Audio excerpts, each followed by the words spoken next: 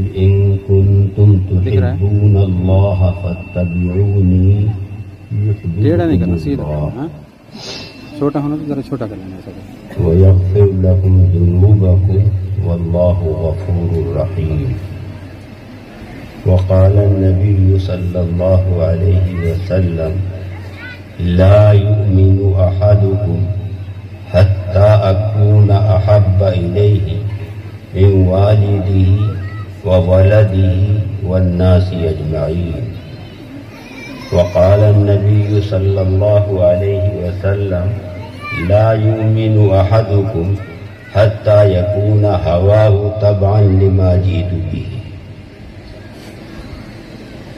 أو كما قال عليه الصلاة والسلام.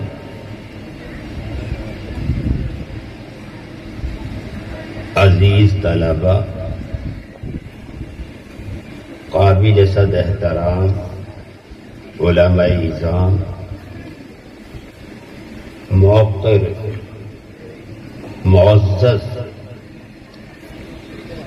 اسٹیج پر تشریف فرما شہر کے ذمہ داران اور میرے پیارے بھائیوں، اللہ تبارک و تعالی کا فضل و احسان ہے کہ باری تعالیٰ نے ہم سب کو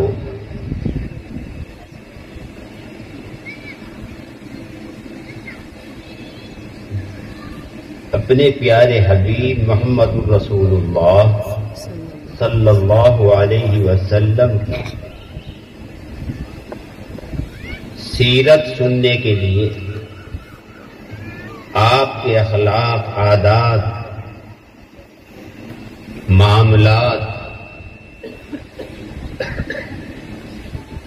اور آپ کے ارشادات سننے کے لیے ہم سب کو جمع ہونے کی وقت کی سہولت کے ساتھ توفیق عطا فرما دیں. ہم خدائے لاعزال کا جتنا بھی شکر ادا کریں کم ہے.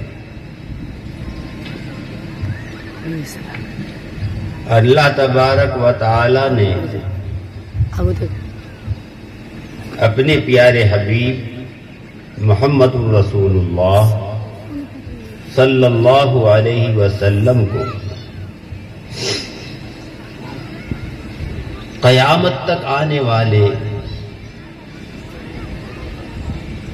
تمام انس و جن کے لیے، ساری مخلوق کے لیے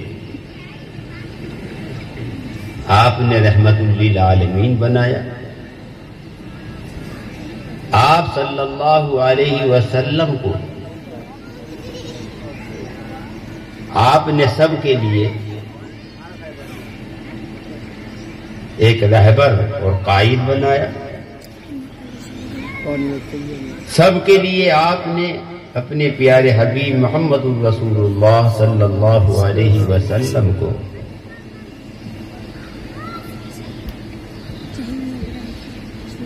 ہدایت کی روشنی اور جنت تک پہنچانے کے لیے اور اللہ تعالی کے ساتھ وصل پیدا کرنے کے لیے آپ نے اپنے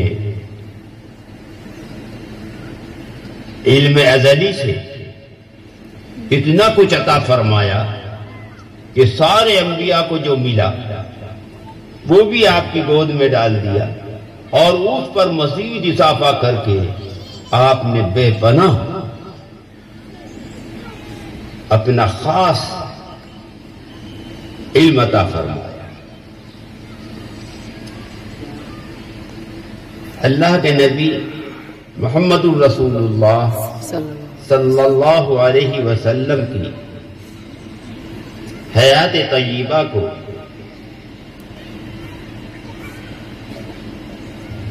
کس طرح سے بیان کرے اور آپ کی حیات کا کون سا حصہ بیان کرے، بڑے سے بڑے انسان کے بھی بس کی بات ہے. آپ کی زندگی کا ایک ایک لمحہ ایسا ہے کہ اس پر کتنا بھی لکھا جائے پھر بھی وہ ختم ہونے والا نہیں. آپ کی ولادت، آپ کا بچپنا، پھر بچپن سے اوپر عمر گزری، اس کے بعد پھر جوانی میں آئے، پھر آپ کے شادی، بچوں کی پرورش، پھر اس کے بعد آگے مراحل، یہاں تک کہ اللہ تعالی نے وہ خاص منصب عطا فرما دیا کہ امام الانبیاء، خاتم الانبیاء، اور اللہ کے نہایت پیارے اور لاڈلے. یہ ایسا ایک حدیث میں آتا ہے، اگرچہ حدیث تو قوی درجے کی نہیں لیکن اس کے معنی قوی درجے کے. گویا تمام کائنات اور جتنے بھی اس میں آئے شروع سے لے کر آج تک، سب حضور صلی اللہ علیہ وسلم کی ذات کے مرہون منت ہے. آپ کی بعثت مقصود نہ ہوتی، زمین و آسمان اور کائنات کا وجود ہی نہ ہوتا.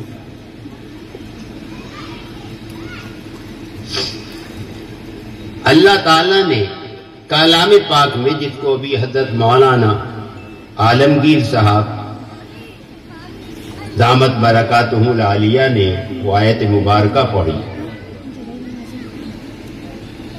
اگرچہ انہوں نے بہت سی باتیں اس ناپاک کو لے کر ایسی کی ہیں جو نہیں کرنی تھی، وہ بھی چونکہ اپنے فن کے مولا ہیں اور خطابت میں، امامت میں، قرات میں، ہر چیز میں اللہ نے ان کو بھی بہت کچھ عطا فرمایا ہے.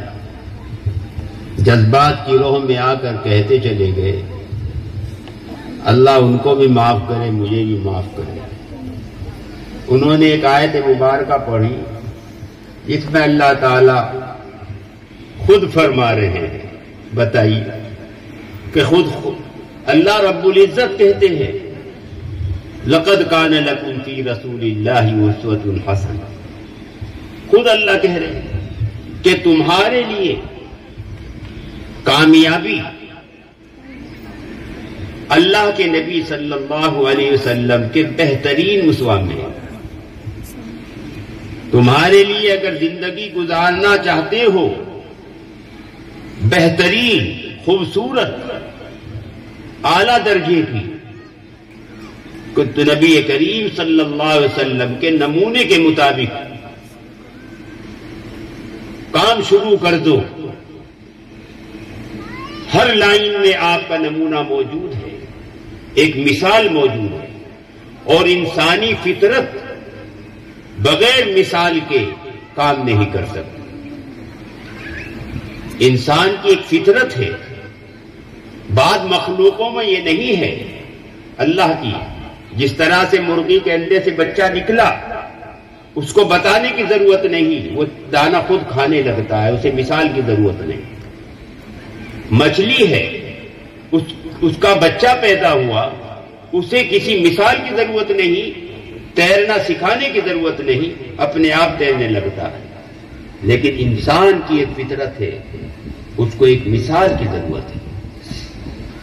تو اللہ تعالیٰ کہتے ہیں تمہارے لیے زندگی گزارنے کے لیے بہترین نمونہ محمد الرسول اللہ صلی اللہ علیہ وسلم کی ذات ہے.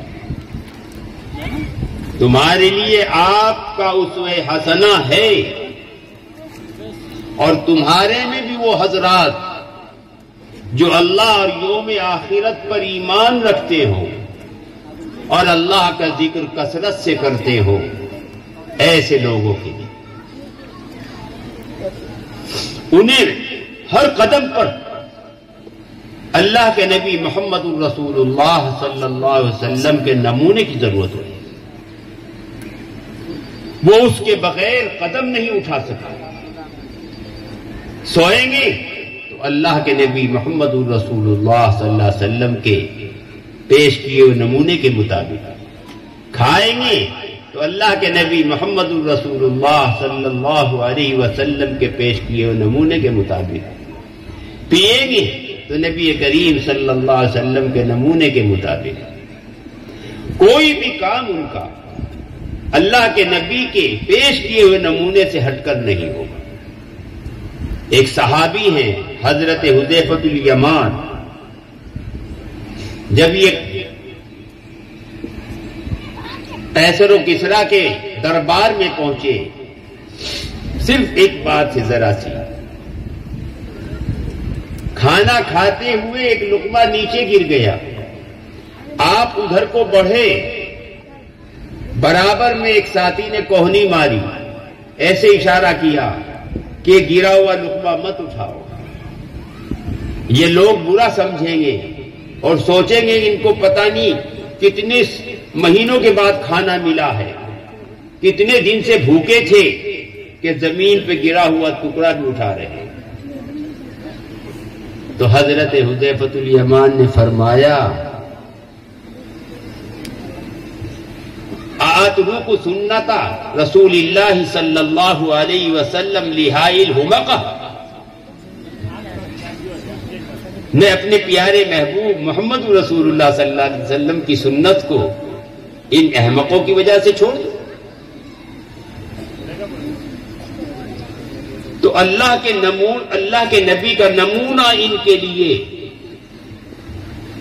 وہی اصل رسول تھا، اسی سے اللہ تعالیٰ نے انہیں آسمان ترقی کا درخشندہ آفتاب بنا دیا، اسی سے چمکے، اسی سے چھائے، اسی سے ترقی کی۔ حضرت عبداللہ ذوالبجادین ہیں، مدینے کے قریب ایک بستی میں رہتے ہیں۔ کسی طرح سے ان کو یہ بات پہنچی کہ مدینے میں ایک شخص آئے ہیں اور ان کی تعلیم یہ ہے۔ یہ بھی سنتے سنتے سنتے اللہ نے ان کے دل اور دماغ کو کھول دیا اس کے لیے، اور انہوں نے کلمہ پڑھ لیا۔ جب بھی اللہ کے نبی کا تذکرہ ان کے گھر میں ہوتا تو یہ بڑے کان لگا کر سنتے کہ ان کے لیے مشرکین مکہ کیا کر رہے ہیں، مدینے کے اندر جو بعض قبائل ہیں وہ کیا کر رہے ہیں، کیونکہ گھر والے ابھی اس دعوت سے نہیں جڑے تھے۔ تو ان کے چچا نے محسوس کیا کہ عبداللہ کی حالت بدل رہی ہے، ہو سکتا ہے یہ خاموشی کے ساتھ محمد اور اس کے ساتھیوں سے جڑ گیا۔ تو بلا کر پوچھا، ان کی والدہ بھی تھی، کیا تو نے بھی جو قبیلے قریش کا ایک شخص مدینے میں آیا ہے جس کا نام محمد ہے، کیا تو بھی ان سے تعلق کر لیا، میں نے بھی ان کی دعوت کو قبول کر لیا؟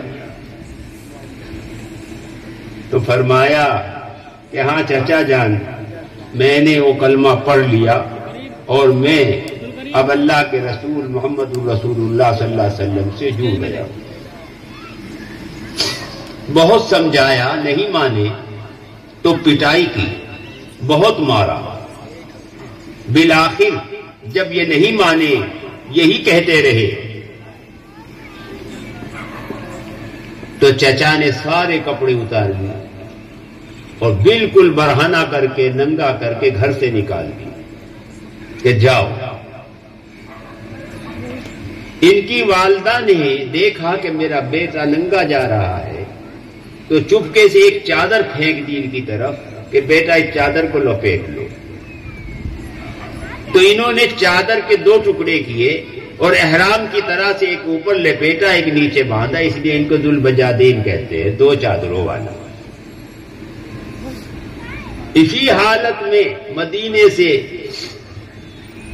اپنی بستی سے مدینہ پہنچ گئے اور حضور صلی اللہ علیہ وسلم کی خدمت میں حاضر ہوئے۔ نبی کریم صلی اللہ علیہ وسلم ان کو دیکھ کر مسکرائے اور کہا بہت خوب سودا کیا،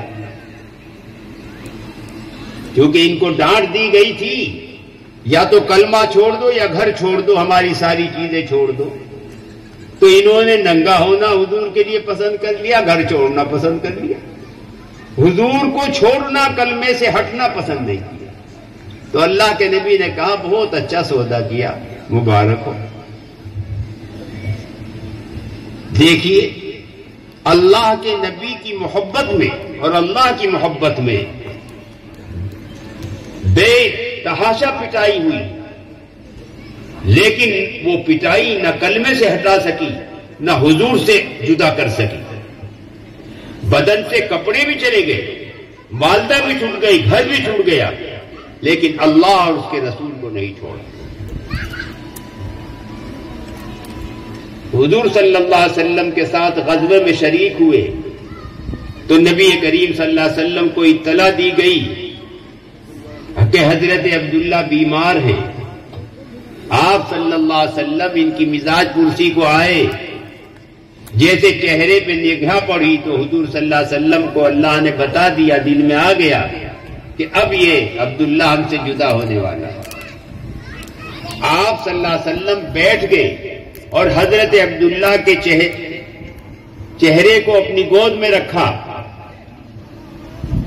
اس صورت میں حضرت عبداللہ کی روح قبض ہوئی کہ حضور صلی اللہ علیہ وسلم کے چہرے پہ نگاہ تھی اور کلمہ شہادت زبان پر تھا اور اللہ کے رسول کی گود میں روح نکل رہی۔ اللہ کے رسول کے لیے گھر چھوڑا، ماں چھوڑی، بدن کے کپڑے اتار دیے، دھوس برداشت کر لی، لیکن اللہ کو اور اس کے رسول کو نہیں چھوڑا۔ تو اللہ نے ایسا تعلق قائم کیا اللہ کے رسول سے، ایسا وصل قائم کیا کہ روح نکل رہی تو آپ کی گود میں، آپ کے چہرے انور کو دیکھتے ہوئے۔ اور پھر حضور صلی اللہ علیہ وسلم فرماتے ہیں حضرت ابو بکر سے، حضرت عمر سے کہ جاؤ ان کی قبر تیار کراؤ، اور جب تیار ہو جائے تو سب آ جاؤ، پھر اس کے جنازہ پڑھیں گے اور ان کو قبر میں اتاریں گے۔ تیاری ہو گئی، جنازہ ہو گیا، جنازہ لے کر قبر کے پاس گئے۔ اللہ کے نبی صلی اللہ علیہ وسلم بذات خود قبر میں اترے اور حضرت ابو بکر اور حضرت عمر سے فرمایا لاؤ اپنے بھائی کو مجھے دے دو۔ حضرت عبداللہ ذوالبجادین کو حضور صلی اللہ علیہ وسلم نے اپنے دونوں ہاتھوں پہ اٹھایا اور اپنے ہاتھوں سے قبر میں رکھتے ہوئے کہتے ہیں یا اللہ تعالیٰ گواہ رہنا، میں اس عبداللہ سے خوش ہوں، تو بھی اس سے راضی ہو۔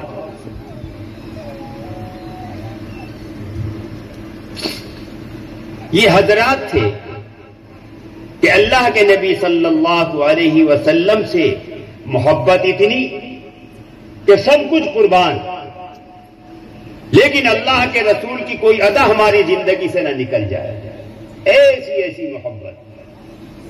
حضرت ابو بکر صدیق رضی اللہ تعالی عنہ جب آپ نے حرم مکہ کے اندر اعلان کر دیا اے لوگو اللہ کو ایک مانو، قولوا لا الہ الا اللہ، بولو لا الہ الا اللہ بولو، تو سب چپٹ گئے، سارے سردار، انہوں نے سرداروں کو دعوت دی تھی، سب چپٹ گئے اور اتنا مارا کہ آپ پر غشی طاری ہو گئی۔ اور عتبہ ابن ربیعہ اس نے اپنا جوتا لے کر منہ پہ مارا، جس سے آپ کے چہرے پہ زخم آ گئے، خون نکلنے لگا۔ قبیلے بنو تمیم کا ایک شخص وہاں تھا جس قبیلے کے حضرت ابوبکر صدیق تھے، اس نے آ کر کہا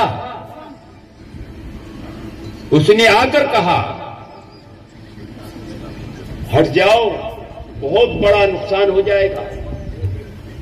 ان کے قبیلے والوں کو پتا چل گیا تو خاندانوں کی لڑائی ہو جائے گی، اور تمہارے جو قافلے اس ملک شام جاتے ہیں ان کے راستے سے جاتے ہیں، تجارتیں بند ہو جائیں گی۔ تب وہ لوگ ہٹے اور آپ کو کچھ حضرات پکڑ کے گھر لے گئے بے ہوشی کشی کے عالم میں تھے. گھر جانے کے بعد تھوڑی دیر کے بعد ہوش آیا. سب سے پہلا زبان پہ اگر کوئی کلمہ تھا تو یہ تھا کہ بتاؤ محمد صلی اللہ علیہ وسلم کہاں ہے، کیسے. سب سے پہلا کلمہ اتنی مار کھانے کے بعد کہ بے ہوش ہو گئے. ہوش آیا تو سب سے پہلا کیا لفظ تھا؟ بتاؤ محمد صلی اللہ علیہ وسلم کہاں ہے اور کیسے ہے. ان کی والدہ آئی، بہت روئی، کہا بیٹا پانی پی لو، تمہیں بہت چوٹیں ہیں، زخم ہیں، کپڑے بھی سارے خون میں ہیں، پانی پی لو، کچھ کھا لو.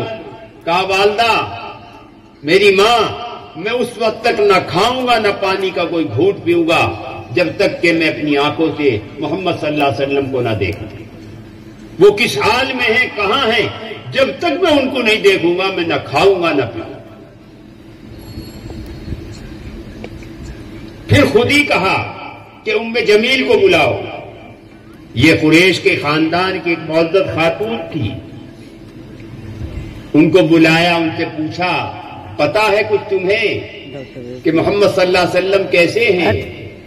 انہوں نے بتایا کہ ہاں زید ابن ارقم کے گھر میں ہیں اور خیریت سے ہیں. کہا مجھے وہاں لے کے چلو. دوست ایک طرف والدہ ہے، ایک طرف ام جمیل ہے، ان کے سہارے سے آپ وہاں پہنچے. کواڑ بند تھے. دستک دی. شروع کے دنوں میں چھپ چھپ کر صحابہ رہتے تھے. اندر سے آواز آئی کون ہے؟ تو فرمایا ابو بکر ہے. اللہ کے نبی صلی اللہ علیہ وسلم بنفس نفیس آئے، کواڑ کھولے. حضرت ابو بکر صدیق کو دیکھا کہ چہرہ بالکل زخمی اور خون چل رہا ہے اور سارے کپڑے خون میں لت پت ہیں. پوچھا ابو بکر یہ کیا ہو گیا؟ کہا رسول اللہ میں حرم میں گیا تھا، وہاں بعض معززان قریش بیٹھے تھے، میں نے دعوت دی، ان سب نے مجھ کو بہت مارا، میں بے ہوش ہو گیا اور اسی حالت میں مجھے کون گھر چھوڑ گیا. تو میری طبیعت پریشان تھی، میں چاہتا تھا کہ سب سے پہلے آپ کو دیکھ لوں آپ کس حال میں ہیں. کہ ابو بکر تمہیں آرام کرنا چاہیے تھا، کچھ تو آرام کرتے. کہ نہیں یا رسول اللہ مجھے صبر نہیں ہوا، اب میں اس لیے آیا ہوں، میں نے آپ کو دیکھ لیا اور میری طبیعت میں کچھ سکون ہوا ہے. اب میں آپ سے ایک درخواست کرتا ہوں، میرے ساتھ یہ میری والدہ ہے، میری والدہ کے لیے آپ دعا کر دیں کہ اللہ ان کو بھی ایمان کی توفیق. اللہ کے نبی صلی اللہ علیہ وسلم نے اسی وقت ہاتھ اٹھائے، دعا کی کہ اللہ ابوبکر کی والدہ کو ایمان کی توفیق دے دے. ہاتھ چہرے پہ پھیرے تو فوراً والدہ بول پڑی یا رسول اللہ مجھے بھی کلمہ پڑھا دو. فوراً مسلمان. ان حضرات کی محبت دیکھیں اور ہم اپنے آپ کو دیکھیں کہ محبت رسول کا نام تو زبان کے کنارے پر ہے، حضور سے محبت ہے. بہت سے لوگ ہم میں ہیں جو عاشق رسول کہلاتے ہیں اپنے آپ کو، لیکن جو اللہ کے نبی صلی اللہ علیہ وسلم کی 23 سالہ زندگی ہے، جو نمونہ آپ نے پیش کیا ہے اور جس کو اللہ کہتا ہے لقد کان لکم فی رسول اللہ اسوۃ حسنہ، وہ ہماری زندگیوں میں نہیں ہے. جھوٹ بولنا تو ہمارا ایک مشغلہ بن گیا، عادت بن گئی. غیبت کرنا ہمارا ٹائم پاس ہو گیا. بدمعاملگی، بے ایمانی، وہ بھی ہماری زندگی کا ایک جز بن گیا. گالیاں دینا، دوسروں کو مذاق بنانا، یہ سب ہمارا ایک وقت گزارنے کا ایک عادت بن گئی. ایک سیکنڈ کو نہیں سوچتے کہ اللہ کے نبی صلی اللہ علیہ وسلم نے کیا نمونہ پیش کیا ہے ہمارے. اللہ کے نبی فرماتے ہیں لا یؤمن احدکم حتی اکون احب الیہ من والدہ وولدہ والناس اجمعین، تم میں سے کوئی بھی اس وقت تک مومن نہیں ہو سکتا جب تک کہ اس کو دنیا اور دنیا کی ساری چیزوں سے زیادہ میرے سے محبت نہیں. یعنی میرا نمونہ سامنے آنے کے وقت پھر نہ باپ کی مانے، نہ ماں کی، نہ خاندان کی، نہ رسم و رواج کی، نہ دوست و احباب کی. پتہ جب چلے گا جب اللہ کے نبی کا، اللہ کا حکم ہو سامنے اور خاندان دوسری بات کہہ رہا ہو.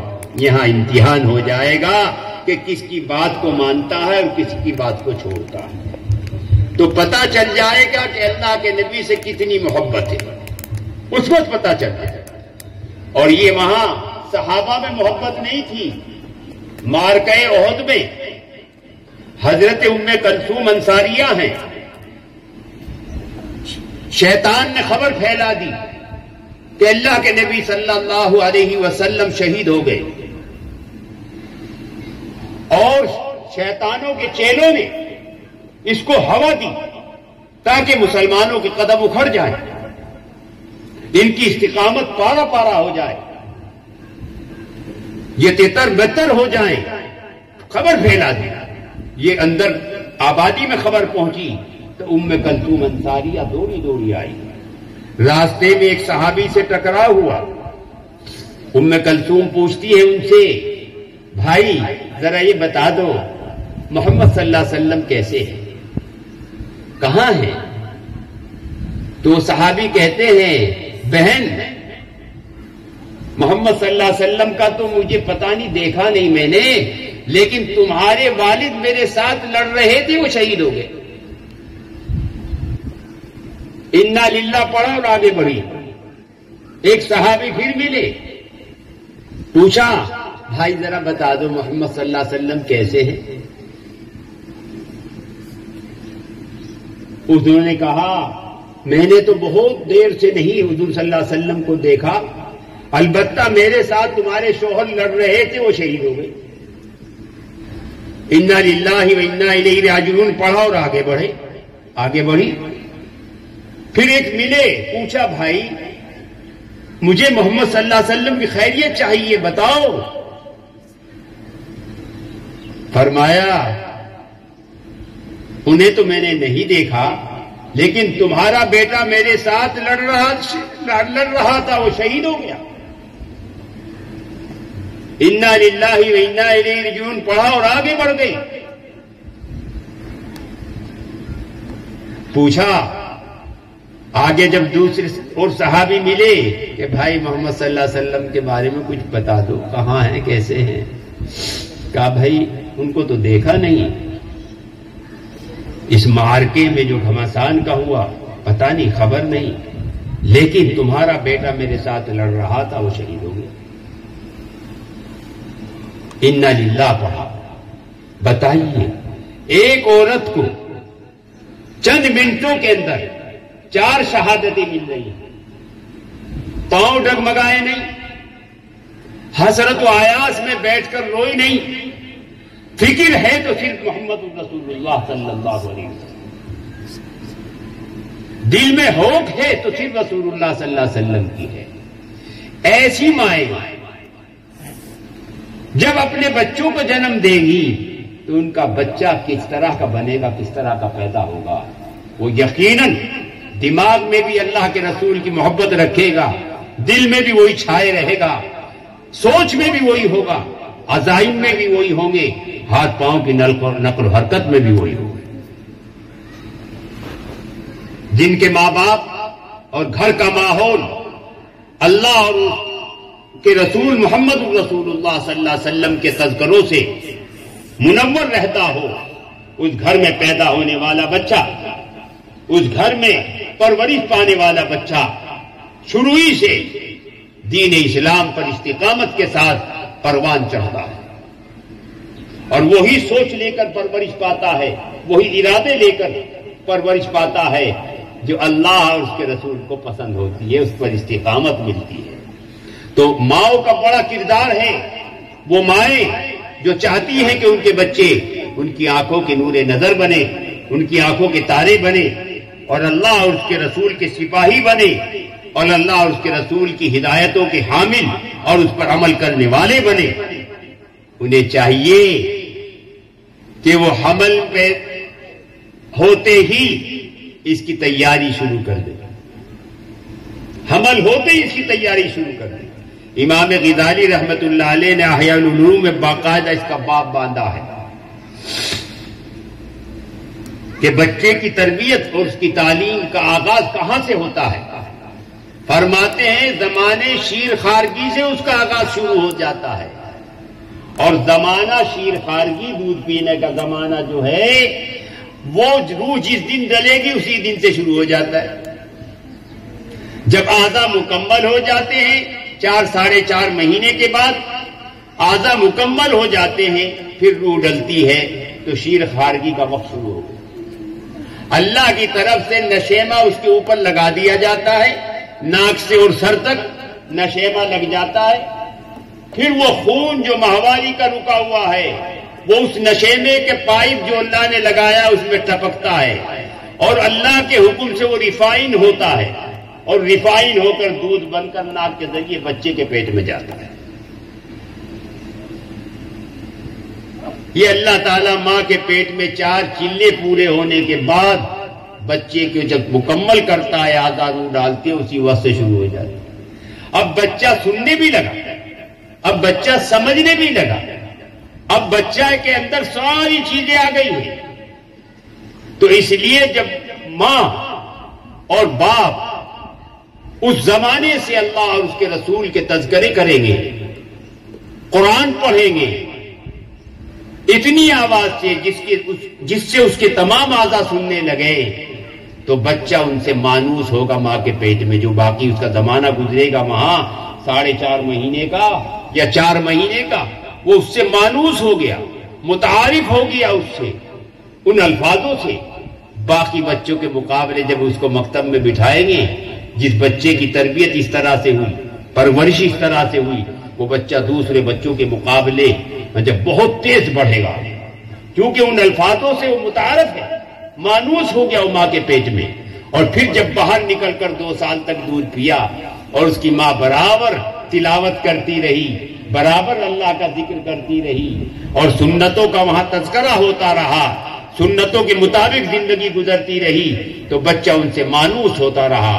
اللہ کی فٹ کوئی جو مشینیں تھیں وہ ان کو کیچ کرتی رہی، سب اس کے دل و دماغوں میں محفوظ ہوتا رہا. اسی طرح سے جب بچہ باہر نکلے گا تو بہت جلدی اس کو پورا کرتا چلا جائے گا. پہچان بہت واقعات ہے، اس کا وقت نہیں ہے. بس اتنا ہے کہ وہ بچے دوسرے بچوں کے مقابلے میں بڑی تیزی سے آگے بڑھتے چلے جائیں، بڑی تیزی سے. تو دیکھیے یہ بیچاری ام کلثوم انصاریہ، اللہ کے نبی کی محبت میں باپ کے انتقال کی خبر ملی. دنیا میں سہارا ایک عورت کے لیے باپ ہے، شوہر ہے، بھائی ہے، بیٹا ہے، چاروں شہید ہو رہے ہیں، لیکن ان کی پرواہ نہیں. بدحواس ہے حضور کو دیکھنے پر، حضور کی خیریت معلوم کرنے پر. یہ ان حضرات کی محبت تھی، یہ تعلق تھا رسول اللہ صلی اللہ علیہ وسلم سے، ان کی قربانیوں سے یہ دین آج ہم تک پہنچا. بتاؤ ہم میں سے کوئی، ہم میں کس نے دین کے لیے قربانی دی، کس نے نقصان اٹھایا، کس نے تکلیفیں برداشت کی؟ ہم کو تو یہ ہمارے ماں باپ کے طفیل میں مل گیا. اللہ نے ہمیں اس گھر میں پیدا کیا جس گھر میں کلمہ پڑھا جا رہا تھا، قرآن پڑھا جاتا تھا، جس گھر میں اللہ رسول کا نام لیا جاتا تھا، بلا کسی محنت کے، بلا کسی مشقت کے ہم کو یہ ایمان مل گیا. اور رسول اللہ صلی اللہ علیہ وسلم جیسا نبی ہم کو ان کے امتی ہونے کا شرف حاصل ہو گیا. یہ اللہ کا فضل ہوا، اللہ کا کرم. ہم نے کچھ بھی اس کے لیے کوئی محنت نہیں کی. ہمیں چاہیے کہ اللہ کے نبی صلی اللہ علیہ وسلم کی بتائی ہوئی باتوں پر عمل کرنے کے لیے تہلیہ اور فیصلہ کریں، اور ایسا فیصلہ کریں کہ پھر کوئی دنیا کی چیز ہمیں اس فیصلے سے نہ ہٹا سکے. اس طرح سے تہیہ کر لے، فیصلہ کر لے. اگر ہم نے اپنے آپ کو اللہ سے اور رسول اللہ سے نہ جوڑا تو یقین مانیے ایک نہ ایک دن ایسا آئے گا کہ ہمارا کوئی نام لینے والا بھی نہیں ہو. ایسا وقت آئے گا کہ نام لینے والا بھی نہیں. ہماری جان کی حفاظت، ہماری مال کی حفاظت، ہمارے دین کی حفاظت، ہمارے ایمان کی حفاظت صرف آقا مدنی سرکار دو عالم محمد الرسول اللہ صلی اللہ علیہ وسلم کے لائے ہوئے دین، بتائے ہوئے طریقے، پیش کیے ہوئے نمونے کے مطابق زندگی گزارنے میں ہے. اگر ہم اس پر عامل ہو جائیں، پکے سنت و نوافل پڑھنے لگے تو سمجھیے اللہ کی حفاظت میں آ گئے، اللہ کی حفاظت میں آ گئے. آج اللہ کے یہ بندے جو اللہ کا کلمہ پڑھتے ہیں، رسول اللہ صلی اللہ علیہ وسلم پر درود شریف پڑھتے ہیں، جو نماز میں بھی جاتے ہیں، کبھی کبھی ناغہ ہوتی ہے، بسا اوقات کوئی نماز رہ جاتی ہے، گھر پہ پڑھ لیتے ہیں، سب کام چل رہے ہیں، لیکن اس کے باوجود اللہ کی بچھائی ہوئی زمین پر پوری دنیا کے اندر جتنی ذلت خواری مسلمان کے لیے ہے، کسی قوم کے لیے پوری دنیا میں نہیں. جو چاہے ہم پر ہاتھ اٹھا دے، جو چاہے ہمارا گھر ڈھا دے، ہماری مسجدیں منہدم کر دے، مدارس کو بلڈوز کر دے، ہمارے ملک کے ملک تباہ ہو جائے، ہماری آبادی کی آبادی ختم ہو جائے، ہماری بہو محفوظ نہیں، بیٹی محفوظ نہیں، ہماری بیوی محفوظ نہیں، ہماری مستورات محفوظ نہیں، پوری دنیا کا عالم ہے. آپ میں سے ہر ایک دیکھتا ہے، جانتا ہے. جو اخبار پڑھنے والا ہے وہ اخبار سے خبر لیتا ہے، جو ٹی وی دیکھنے والا ہے وہ اس سے خبر لیتا ہے، جو موبائل چلاتا ہے اسے پتا ہے. یہ کیوں ہو رہا ہے کبھی اس کو نہیں سوچا. یہ صرف اسی لیے ہو رہا ہے کہ ہم نے اللہ کے کلام کو اور رسول اللہ صلی اللہ علیہ وسلم کو الگ رکھ دیا ہے.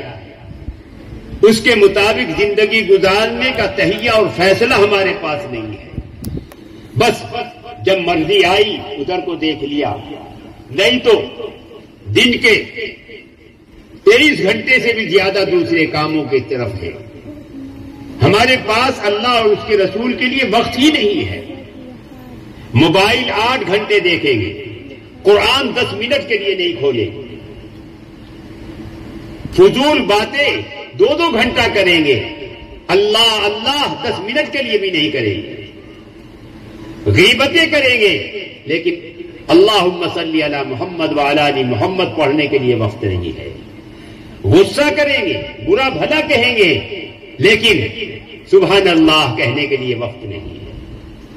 سب کچھ کریں گے لیکن اللہ اکبر کہنے کے لیے وقت نہیں ہے. آج ہمارے ساتھ سب کچھ یہ ہو رہا ہے. ہمارے اکابر میں ابھی حضرت مولانا ظہیر صاحب دامت برکاتہم فرما رہے تھے، حضرت شیخ الہند رحمت اللہ علیہ 3 سال کے کم و بیش جیل میں رہے مالٹا میں. انگریزوں نے پکڑ کر جیل میں ڈال دیا. 3 سال کا کم و بیش عرصہ گزرا. رہا ہونے کے بعد 1919 میں جب تشریف لائے اور دیوبند پہنچے تو بڑے بڑے علماء سب وہاں استقبال کے لیے موجود تھے. آپ کے شاگرد بھی اس طرح سے روشن تھے جیسے سورج دنیا کو روشن کرتا ہے. آپ کے شاگردوں میں ایسے ایسے حضرات، ایسے ایسے بندے اللہ نے بنائے کہ لوگ ان کی مثالیں دیتے دیتے تھک جائیں گے لیکن ان کے کارنامے ختم نہیں ہوں گے. ایسے ایسے اللہ نے اپنے بندے ان کی شاگردی میں بھیجے اور اللہ نے ان کو یہ تاج پہنائے. سارے علماء کھڑے ہوئے تھے. آپ نے سر جھکایا اور پھر اٹھایا اور کہا کہ میں 3 سال تک غور کرتا رہا کہ مسلمانوں کا زوال، مسلمانوں کا انحطاط کس وجہ سے ہو رہا، کیوں یہ مسلمانوں کی حکومتیں ختم ہو رہی ہیں، ملک چھین رہے ہیں. یہ آج کی بات ہے، 1919 کی بات ہو رہی ہے، 100 سال سے بھی زیادہ عرصہ ہو گیا. کیا ہو رہا ہے یہ؟ بہت سوچنے کے بعد اللہ نے ڈالا دل میں مجھے یہ دل میں انشرح ہوا ہے، منشرح ہوا ہوں کہ اس کی دو وجہ ہے۔ ترک قرآن، مسلمانوں کا آپس میں اختلاف، آپسی اختلاف اور ترک قرآن، دو وجہ سے انحطاط ہو رہا ہے، زوال ہو رہا ہے کہ مسلمانوں کے گھروں میں قرآن تو رکھا ہوا ہے لیکن رمضان سے رمضان آ جائے گا کھولنے کی نوبت نہیں۔ میں کیا پوچھ سکتا ہوں؟ اجازت ہے کہ آج ہمارا دن کس کا شروع ہوا ہے؟ جس نے قرآن پڑھا ہو صبح سے۔ کیا قرآن اسی لیے آیا؟ قرآن سب سے پہلے جو آیتیں نازل ہوئی اللہ نے نازل کی اس روئے زمین پر، اس میں قرآن کہتا ہے اقرأ، پڑھ، یہ کہتے، اور سب سے پہلے مخاطبین الاولین جو تھے اس وقت میں وہ سارے امی تھے، اللہ ماشاء اللہ چند معدود لوگ پڑھے ہوئے تھے، سب امی تھے۔ حکم ہو رہا ہے پڑھ، اور اللہ کے نبی صلی اللہ علیہ وسلم پر جو بھی وحی آتی آپ اس کو صحابہ کو اسی لب و لہجے میں سناتے جس لب و لہجے میں جبرائیل علیہ السلام آپ کو سناتے، کیونکہ اللہ نے حکم دیا تھا فاتبع قرآن، اتباع کر اس کی جو پڑھ رہا ہے، یعنی ہم جو پڑھ رہے ہیں، جبرائیل جو پڑھ رہا ہے اس کی اتباع کرو، اسی طرح سے پڑھو، مخارج کے ساتھ، ترتیل کے ساتھ اسی طرح سے پڑھو۔ تو اللہ کے نبی صلی اللہ علیہ وسلم اسی طرح سے پڑھ کے سناتے اور صحابہ اسی لب و لہجے میں اس کو یاد کرتے، اور وہ وہی شام تک پورے مدینے میں پہنچ جاتی اور سب صحابہ یاد کرتے۔ تو قرآن پڑھنے کا ایک شوق تھا، اور اس وقت یہ ننھے بچے آج جو ہم پڑھا رہے ہیں یہ نہیں مان لا رہے تھے۔ حضرت علی تھے بچوں میں اور معدودے ہوں گے چند، لیکن زیادہ تر اسلام لانے والے 20 سال کے، 30 سال کے، 40 سال کے، 50، 45، 55، 60 اس طرح کی عمر کے تھے، اور حضرت سلمان فارسی رضی اللہ تعالیٰ عنہ تو 150 سال کی عمر میں ایمان لائے اور اس کے بعد قرآن پڑھا اور حافظ قرآن ہوئے۔ ہمیں کیا صاف سوکھتا ہے کہ ہم قرآن نہیں پڑھتے؟ کیوں نہیں ہم پڑھ سکتے؟ اگر ہمیں شوق اور ذوق ہو ہم پڑھنا چاہیں تو ہم بھی حفظ کر سکتے ہیں، ہم بھی حفظ کر سکتے ہیں۔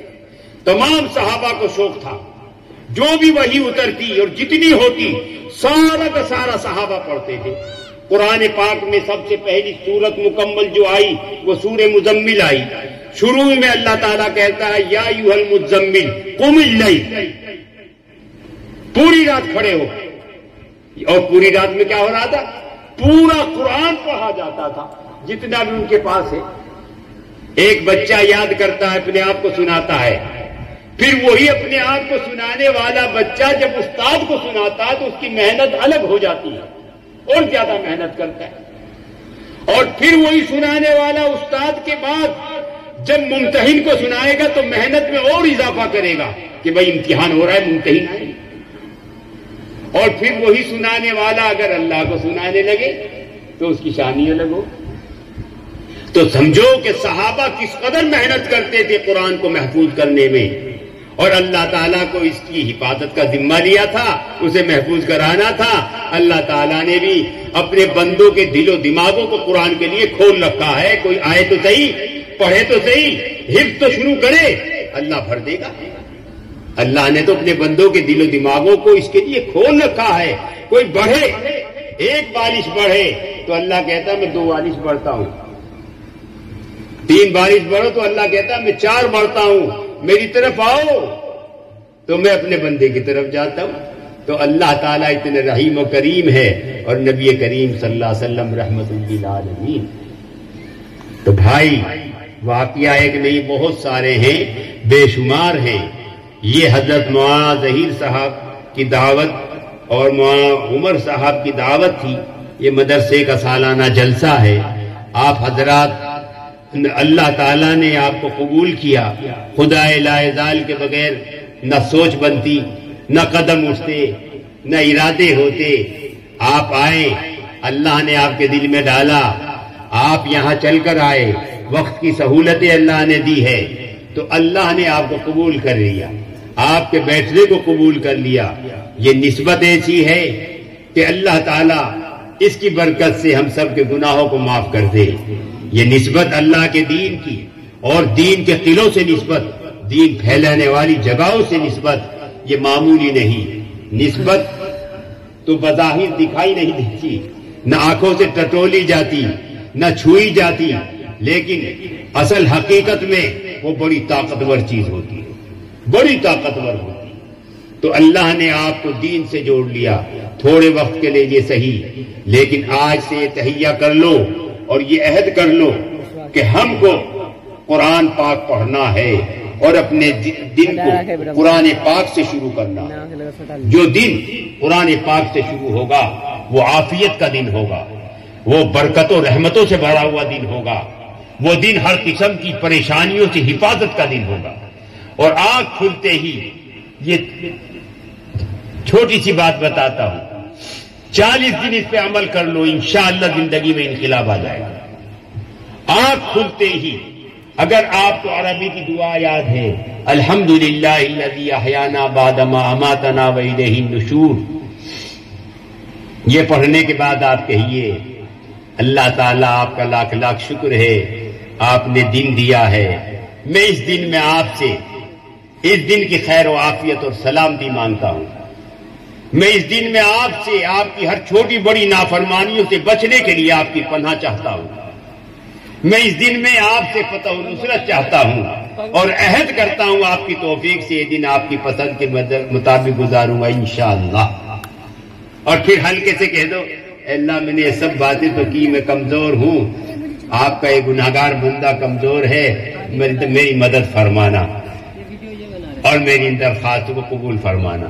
اگر آپ نے 40 دن تک باقاعدگی کے ساتھ اس پر عمل کیا تو انشاءاللہ 40 دن کے بعد انقلاب آ جائے گا زندگی میں، ہماری سوچ بھی بدلنے لگے گی، اللہ کی سوچ ہو جائے گی، بول بھی بدلنے لگے گا کہ اس پہ خوف طاری ہو جائے گا، آنکھوں کی بصارت میں بھی فرق پڑ جائے گا، ہر ایک چیز میں انقلاب آ جائے گا۔ یہ کرے، اور جب مسجد جائیں وہاں بھی ایک جملہ کہہ دیا کرو، سب میں کھڑے ہوتے وقت یہ کہہ دیا کرو اے اللہ تیرا لاکھ لاکھ شکر ہے تے نے اپنے گھر میں بلا لیا، اے اللہ میں آپ سے درخواست کرتا ہوں جس طرح آپ نے گھر میں بلایا اپنی پسند کے مطابق نماز پڑھوا، روزانہ کہو انشاءاللہ اثرات آئیں گے، خیالات بھاگنے لگیں گے، نماز میں خشوع اور خضوع کی طرف آپ آہستہ آہستہ ترقی کرنے لگیں گے۔ لیکن اتنا جملہ کہہ دیا کرو تو اللہ کی حفاظت میں آ جائیں گے۔ میں نے میرے برادر کبیر محترم حضرت مفتی صاحب دامت برکاتہم عالیہ کے سامنے ان کی موجودگی میں لب کشائی کی ہے، اللہ تعالیٰ مجھے معاف کرے، ان کے آنے کے بعد مجھے فوراً بات ختم کر دینی چاہیے تھی، یہ میری طرف سے ان کے خدمت میں درخواست ہے کہ مجھے معاف کریں، میرے سے یہ گستاخی ہے، خدا لاعزال اس طرح کے حضرات کو قبول فرمائے اور صحت و تندرستی کے ساتھ رکھے اور ان سے بہت کام لے، خدا لاعزال ان کے وجود بابرکت کو ہر قسم کے شرور و فتن سے اپنی حفظ و امان عطا فرمائے اور اس مدرسے کو دین دونی رات چوگنی ترقی عطا فرمائے۔ جتنے طلبہ یہاں ہیں سب کے حافظوں میں طاقت، ذہنوں میں وسعت دے اور ان کو مستقبل کا بہترین عالم بعمل اور نہایت مصلح اپنا بندہ بنائے۔ اللہ تعالیٰ نے جتنی باتیں کہنے سننے کی توفیق بخشی، عمل کی توفیق عطا فرمائے۔ وآخر دعوانا الحمدللہ۔